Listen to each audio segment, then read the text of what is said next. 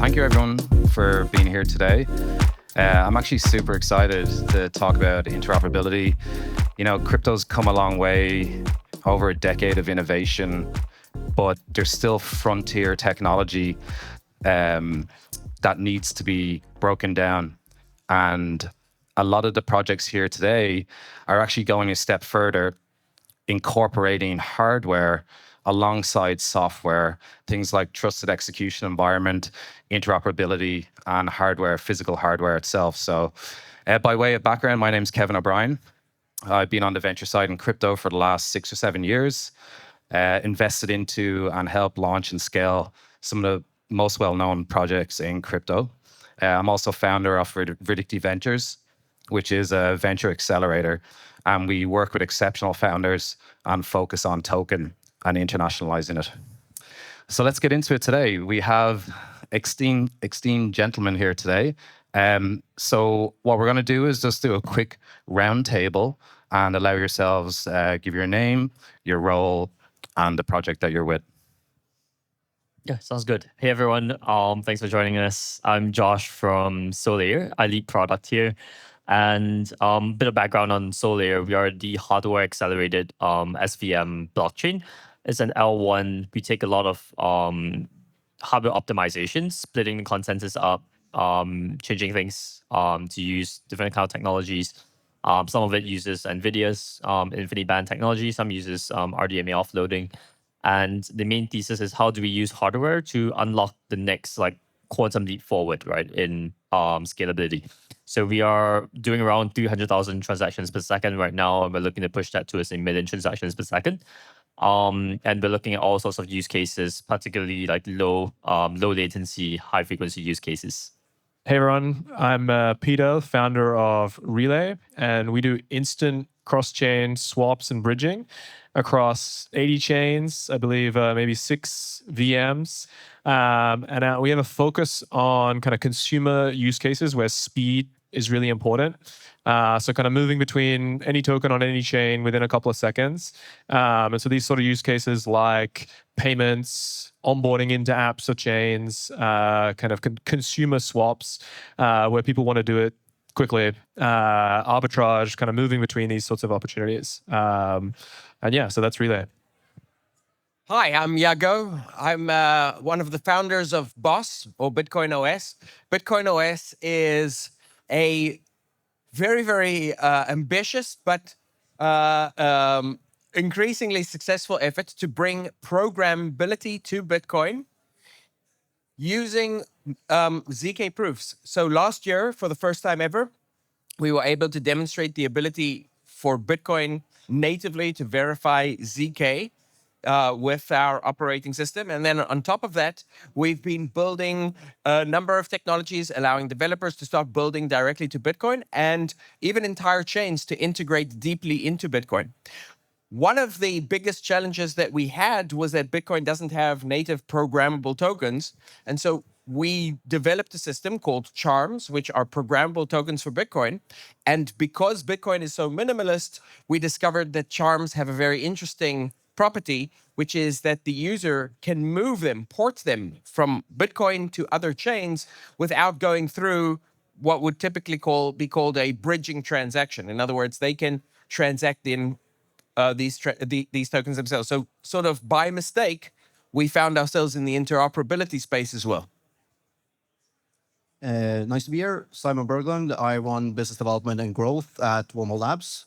So on the lab side, basically, Wormhole entirely is a one-stop shop for interoperability and cross-chain. So anything from the basic messaging protocol to the actual SDK APIs powering developers and the front end. So we strive to be this, one-stop shop for interoperability and seamless cross-chain access. Perfect. Thanks, guys. So you've kind of jumped into the first question, really, but I want you to kind of delve a little bit deeper. So, Interop isn't just about moving tokens or bridging anymore. It's like bringing in intelligence. There's RWAs. There's extension of digital assets as well. So how is your design continuing to expand interoperability, and how is that expansion of that changing how builders and users can compose across chains today? Maybe Joshua, if you want to kick it off. Yeah, so I actually forgot to mention it earlier, but we did build the S bridge or Solana bridge. And that's the first canonical SVM bridge. So anything bridging between Solana and SVM chains, between SVM chains, that's where we can use the S bridge. And some of the unique features of it is that we kind of built a bridge that doesn't use an off-chain database. So usually that's a bit something that's more centralized that people have. That's a traditional way to do a bridge. But we have, because there's some things you can do on Solana. So we have specific proofs that we have on chain and it can just operate directly without having to store things off chain. And so it's completely permissionless. And some of the, I guess, making things more composable. On Solana, you can do like cross-program invocations or CPI calls. And the way we built the bridge is so that you could send a transaction instruction to the bridge to interact with a contract that lives on a different chain.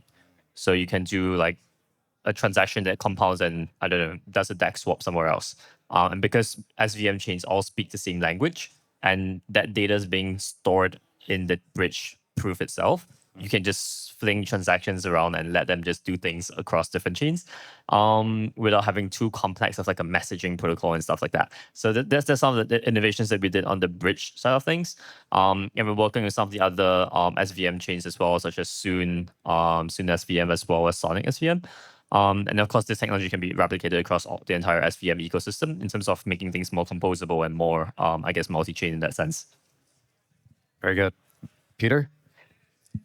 Yeah, I think traditionally interop and bridges has been slowish for good reason. You know, you want to have your base layer be as secure as possible and like avoid global risk where if you move too fast between chains and there's a reorg on the origin, then you've just kind of created extra tokens out of thin air. And so I think for us, like, so it's really important to have that slow, secure layer. We're really focused on kind of like adding this fast interop layer. And I think that's really valuable for these more consumer use cases where they just want it to feel like a payment. They want to not notice what chain they're using. They just have some money somewhere. They want to try a new app and they shouldn't have to care kind of which cult the app belongs to. They can just like bring their money and start using the app. And so I think like, you know, you're going to hear this a lot from me, but just kind of really focusing on speed because I think these consumer use cases value that. And speed is also just like one piece of UX where I think consumers who are using apps like Phantom or kind of like larger wallets where they pay kind of a high BPS fee to swap, these are users who are clearly kind of not super price sensitive. They really care about UX and convenience and ease of use. And I think that's, you know, what you're going to see kind of across the board if we want to have blockchains kind of power more on-chain finance and all these things. It needs to feel like these Web2 payments experiences that people are used to. So I'd like to take a step back and think about the context of this panel, right? We're trying to solve a very significant problem, but what exactly is the problem? So in the beginning, we invented Bitcoin, we invented this blockchain, and what it provided was a unified settlement and ledger system allowing for transactions to trustlessly move within that ecosystem. Effectively, and one of the first things that people started calling it was the Internet of Value, right? And ultimately, what are we trying to do? We're trying to make value transfer as seamless and as secure, or even more secure, than digital information transfer. But we ended up in this very, very weird situation. Instead, right, that was where we were going, but we sort of took this left turn where instead of building that, we went and we copy-pasted this idea of a settlement and ledger system 100 times, 1,000 times, 10,000 times, mostly because it allowed us to launch an L1 token that we thought we could sell. And so now, instead of having a unified system, we've got this extremely fragmented system, and moving your assets, instead of being seamless, feels like trying to row a boat full of gold through shark and North Korean pirate-infested waters. And so billions of dollars get stolen every single year.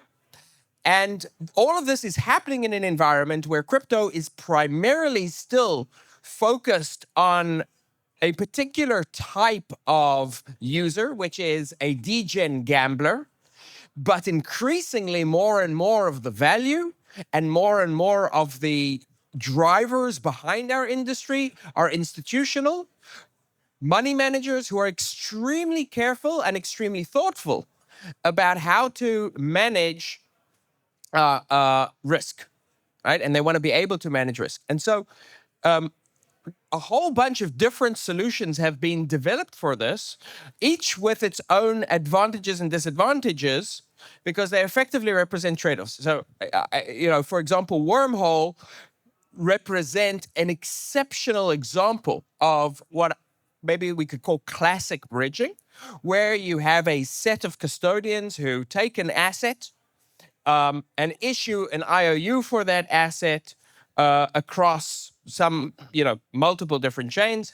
They've built out fantastic tooling around that, but of course there is the risk there that you have a sort of new set of risks and a new set of custodians who are holding your funds. Relay have taken a different approach. They avoid that risk entirely, but what Relay do instead is they can very, very quickly swap or provide liquidity for different assets across these different chains, right? So fast, no counterparty risk, but requires liquidity. And then Solaire, what they're doing is they are effectively providing a high degree of interoperability, utilizing proofs and light clients within an ecosystem, which is essentially the strategy that Ethereum as a roll-up centered ecosystem has taken as a whole, right? So each of these three different trade-offs, different strategies, and sort of we stumbled upon a fourth strategy, allowing users to sort of have assets they can move via ZK proofs without utilizing a third party. But now every time you move an asset, you of course are subject to new security assumptions on whichever chain you are on. No perfect solution. And I think this issue is becoming more and more important now, because it's in conversations that I am having, and I assume you guys are having as well. As institutional players are becoming more and more interested in this space, this is one of the key barriers. It's a barrier to liquidity, it's a barrier to counterparty risk, etc. And it's one of the things that is still keeping institutions in the what we can call CeFi or TradFi space. And so I'm not going to propose a solution because I've been talking for long enough, but I think that's a good way for us maybe to think about the problem that we're discussing here on the panel. And just before we go to Simon, I think Eden, so why you're talking about this in such a comprehensive manner, the OS in Bitcoin, it stands for operating system. And I think this is a fundamental shift in technology in crypto, where, it was L1, L2s, sidechains, whatever, but they're kind of like isolated islands of technology. Everyone's used to their iOS phone and general operating systems. There's no reason why crypto can't have something like this. And I think Bitcoin OS are positioned around this, and why morphing or merging a lot of the other technologies together can actually make it quite powerful. Simon, if you want to jump in. So I mean, for us, as said, we want to have the entire stack, and want to make sure that entire stack have all the interoperability needs filled. So we're looking at our SDK APIs, for example, not only having support for traditional asset swaps, but also for tokenized stocks, tokenized assets of certain kinds, so that when projects or protocols want to go multi-chain, Wormhole becomes kind of the gateway for them, not only to power the traditional messaging, but also like any kind of interoperability action that they need, so that multi-chain becomes empowering and not complicated. And speaking of that, the user experience, making sure that we abstract as much as possible for them. So we want to build our SDK API so that the actual developer can abstract as much as possible for the user, because in the end, they do not care what chain they're on. Like in general, they don't, right? They want to be where there's liquidity, there's high APY, whatever it might be. And we want to make sure that what we give to developers actually allows them to abstract as much as possible. So that's a super important piece. And not compromising on security while still maintaining, speed, like we're talking about on the relay side. So for us in general, making sure that that entire stack that we're bragging about and talking about actually have all the interoperability needs, not only for today, but for the future. So yeah. Great. So we'll start with you again, Simon, and we'll move down this way now. So this is more of a short answer. You can be quite specific or just to the point. So we talked about trade-offs in interoperability, right? There's always a trade-off somewhere. And what do you actually prioritize? So in your building, right, in the core development of your technology, what trade-off from a contrarian point of view, if someone brought it up, would you be able to defend, and why did you make that decision? I mean, it's kind of a hard question, but I can take a good example. Like looking at the NTT framework, which is the native token transfer framework that allows for asset issuers to go cross-chain. Traditionally, like the speed at what a transaction can occur or a swap can occur has been depending on like the source chain finality, basically. But now we're introducing custom finality so that the actual asset issuer themselves can decide how quick a token transfer can occur. Obviously, that's a trade-off, but what we're doing is giving full customizability, which we believe in. And customizability is super important to actually drive like adoption for asset issuers to go cross-chain. Diego? So the biggest trade-off that we're making is that if you want to be able to maintain Bitcoin-grade security, so you can issue assets on Bitcoin, and then you can port them, what we call bridgeless porting. You can port them to a new chain, right? So you don't need a third party in the middle, but you are not getting a native, natively designed asset for that new chain. So let's say you issue a token on Bitcoin, and then you want to move that asset to Ethereum. You're not getting an ERC20 token on Ethereum. You're getting a charm on Ethereum. Most of Ethereum, all of Ethereum DeFi today doesn't work with charms. It works with ERC20s. And so the market can go in two ways, right? One is you sort of utilize the fact that you now have a charm on Ethereum to issue against it an ERC20, introducing some additional friction, or a sort of parallel ecosystem would need to be built in. So, Aave start allowing for Bitcoin-based tokens to become available. So our goal in building this operating system is that you can maintain assets that operate on Bitcoin and are transferable to other chains, right? But it requires, and this is a big trade-off every single time, it requires building out a new set of tools, and effectively a new ecosystem to fully take advantage of. Peter?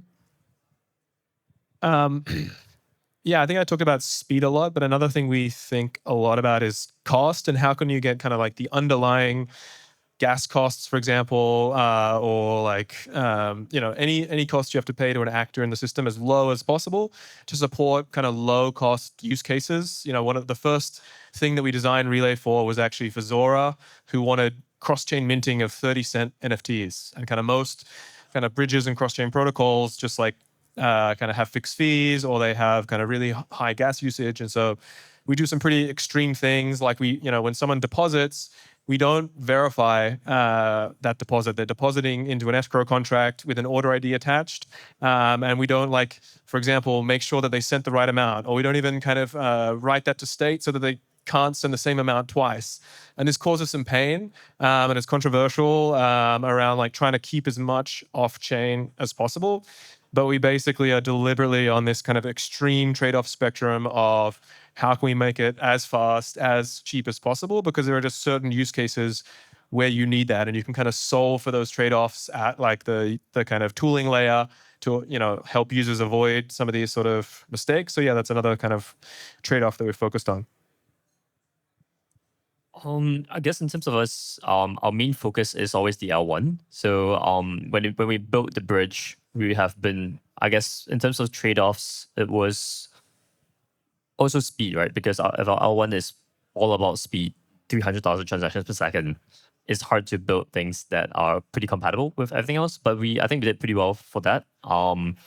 And for the bridge, the trade-off would be we don't have this SVM bridge beyond the SVM ecosystem. because all the SVM chains are really fast and they're all speaking the same language. They're all composable in that sense. And if you want to go beyond the SVM ecosystem, we can use bridges like Wormhole, we can use Relay, all sorts of bridges out there that will be the perfect tools for the job. We specialize specifically for the SVM chains. And I guess one of the main selling points is speed, right? So in terms of the bridge and throughput, so we're trying to push over 1,000 transactions per second on the bridge. The bottleneck would be that Solana might be a bit slower than our chain. Solana's TPS averages around 1,000 to maybe 7,000, like true TPS. And theoretical TPS 65,000, right? But if we are already pushing 300,000, then you just can't, unless you load every transaction on Solana at that point in time to our bridge, it's unlikely that you're going to cross that level. I guess some of the other kind of selling points that we're looking at is how do you make things easier to use, right? So can you directly make contract calls from one chain to the other? That's where we build in stuff like that into the chain, into the bridge. Yeah, and security is of course very secure because all the proofs are all directly on chain. There's no third party sitting there with a database for it. It's all directly done, and yeah, and then you can retry it whenever you want to. So it's completely permissionless in that sense. And any token can be bridged without having us to monitor who was bridging what, right? So if you have a token on Solana and you want to bridge it to Infinity SVM, it just works. You can just click a bunch of buttons, pay the gas, and it will go through. You don't have to ask us to list your token. Excellent. I'm just conscious of time, so I'm going to move through the next couple of questions quite fast, okay? So we're in Singapore. Food can be quite spicy here. So give me your spiciest take on interoperability that you've seen either this week or you think is emerging right now in the industry. Joshua, and we'll just go quickly down the line. I'm a local, so I like spicy stuff. I think spiciest take is that users don't really care too much about interoperability. If there's one chain that works really well and they have all their assets there, they don't really want to bridge it unless there's some really, really compelling use case on a different new chain and they really want to move their assets there. So I think it's going to be a long tail of chains. And even if we have 10,000, 100,000 chains out there, interoperability will probably be concentrated on like the top 5-10% of chains, right? So that's where the interoperability matters. Everything else is, we might not need too much of that. All right. Peter? Yeah, I think my take is that users won't use bridges. I think bridges, in the same way that when, how many wire transfers do most regular people need to send? Not many. Instead, they use kind of credit cards and Venmo, these kind of like other payment layers to move money around. And I think we'll have a similar thing where actual bridges are kind of wholesale things used by kind of as settlement layers for large actors kind of moving things and rebalancing. And you'll have people using kind of cross-chain swaps effectively to move around and just never touching a bridge. So I've got two. One I've already said, which is that this entire question and this entire panel is a mistake. We should never have been in the situation where interoperability was an important point. The whole point of having a blockchain is to have a trustless ledger and settlement system. Once we're outside of the world of having a trustless ledger and settlement system, we've made a fundamental mistake. And I actually think that we're going to, over time, correct that mistake. I think the last 2 years have shown growing dominance by Bitcoin, and that dominance is going to continue. And the reason that is going to continue is because the industry is becoming much more driven by institutional capital and was always a network effects industry. And so every single industry sort of starts out with a great explosion of players and then consolidates. And network effect industries consolidate around the player with the largest network effect, which is clearly Bitcoin. I think we've moved into that network effect phase and the consolidation phase. The second thing is, and I think this is what Peter was saying, most of the time, and this is sort of my second spicy take, and it connects to the first. Most of the time, we think about crypto, we think about people with wallets doing transactions and trading. This is an industry currently still dominated by guys in their 20s and 30s, living in basements, sitting in front of their computer trading all the time. That is not a significant part of the world economy. That is a fraction of the world economy. One of the ways that we see this mistake is we constantly will, at conferences like this, see panels like, we need to bring on the next billion users. The next billion users are, to a first approximation, unimportant because we are dealing with money, and money is a logarithmic thing. A small number of institutions and high net worth individuals own most of it. And so the real question is, where is their money going to go? Who's going to bring the next $1 trillion? And I think we're in the early innings of transforming our industry entirely from a casino for 20-year-olds to a store of value for institutions and old people, and they're not interested in our type of interoperability solutions.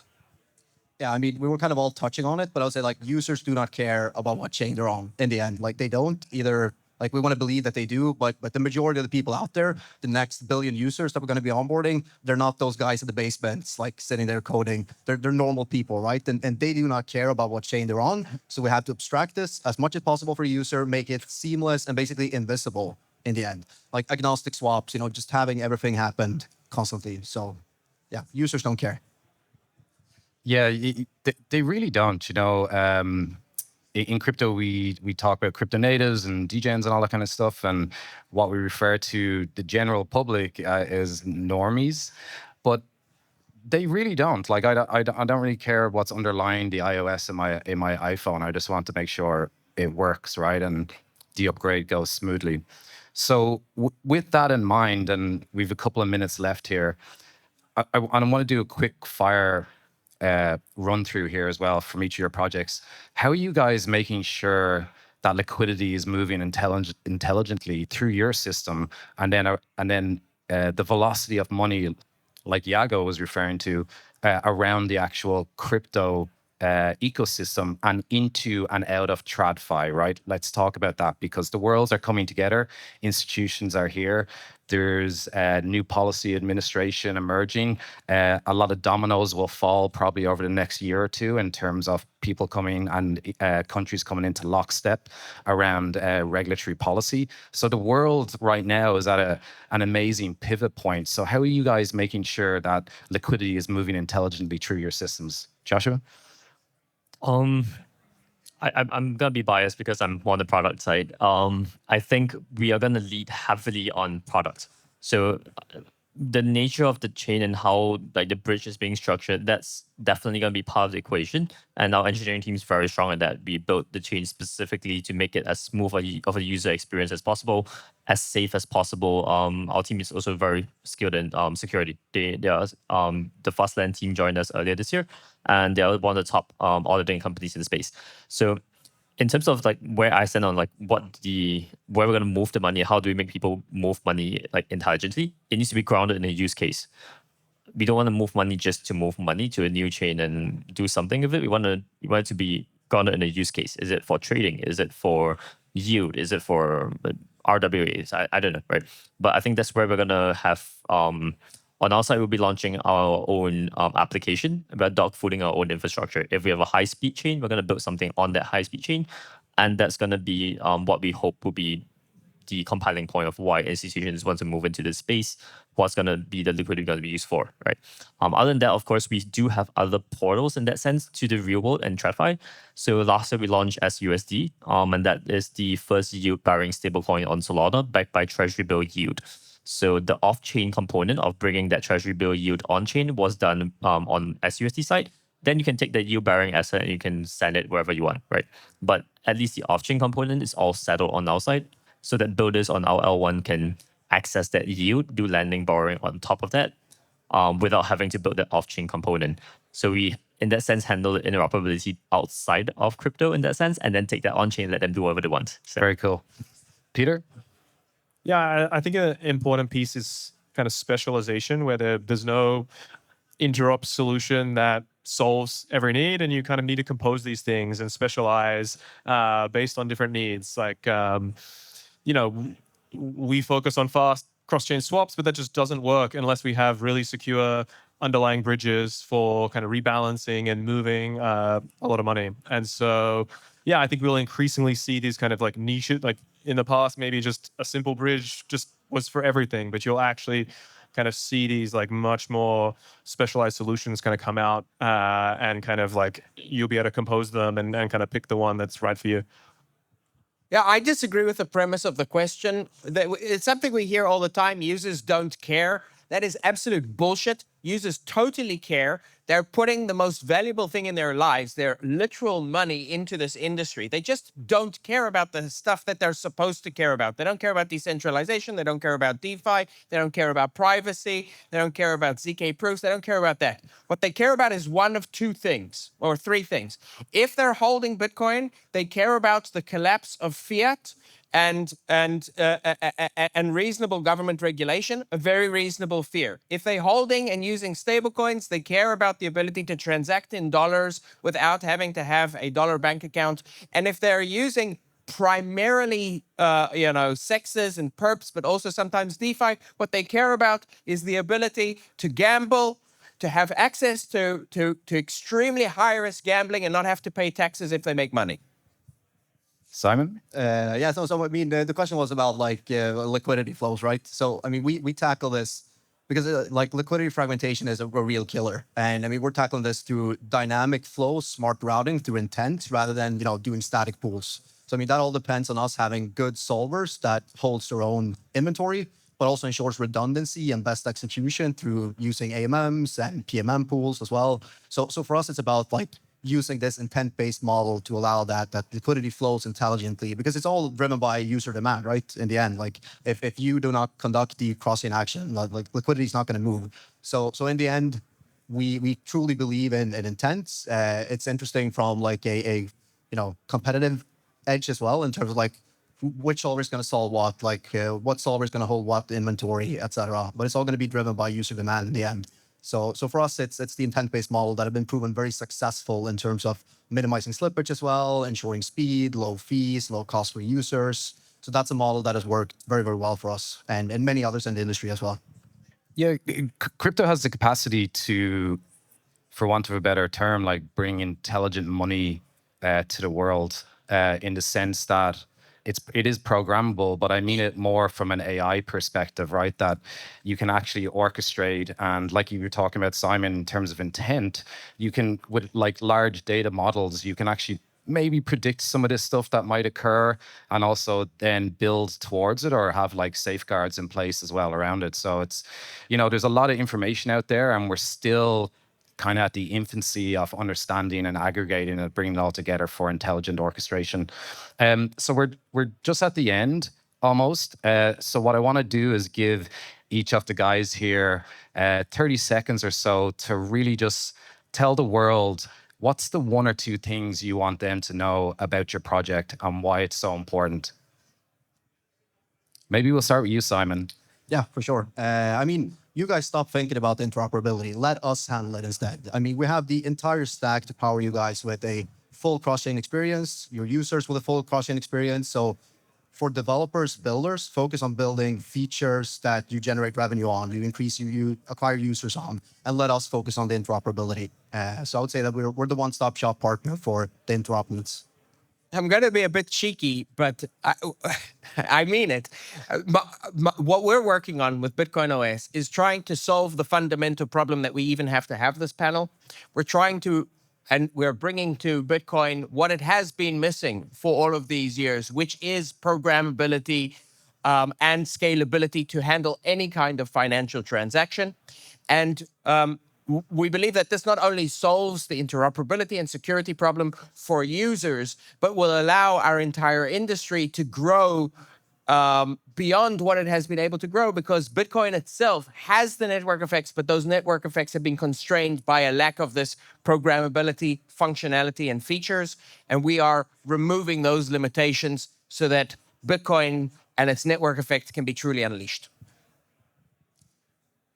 Yeah, I think the takeaway is if you're building an application or a chain and you want people to use it, UX is the kind of most important thing. People, the majority of people don't mind paying a little bit for incredibly good UX, whether that's speed, whether that's avoiding errors. Like these are the things that you need to really kind of focus and kind of like you have one shot at kind of your launch and on kind of like that first impression. And there are now services like Relay that are just incredibly focused on kind of enabling you to have this kind of Web 2 payments like experience. And yeah, come talk if you're interested. From our side, I think because we are a chain, so if you are looking to bridge somewhere and you need something that's fast, like crazy fast, I think we are hands down the fastest. So if you're thinking about bringing even just a Nasdaq on chain, that's what something like 9 billion transactions a day. There is no chain that can handle that. We can have it's 100,000 transactions per second. We can do 300,000, right? If you're thinking in terms of like bringing Netflix on chain, Stripe, these are an insane amount of transactions. Every read, every write. Software scaling in that sense has come to an end. Even if you have a bump from 200 CPS to 1,000 CPS, even 10,000 CPS, it's still not enough to take a lot of these real-world use cases on chain. So if you want to do that, I think we're a better place for that. So yeah. Excellent. I'm continually blown away by the innovation. Hats off to each of you gentlemen for what you're building.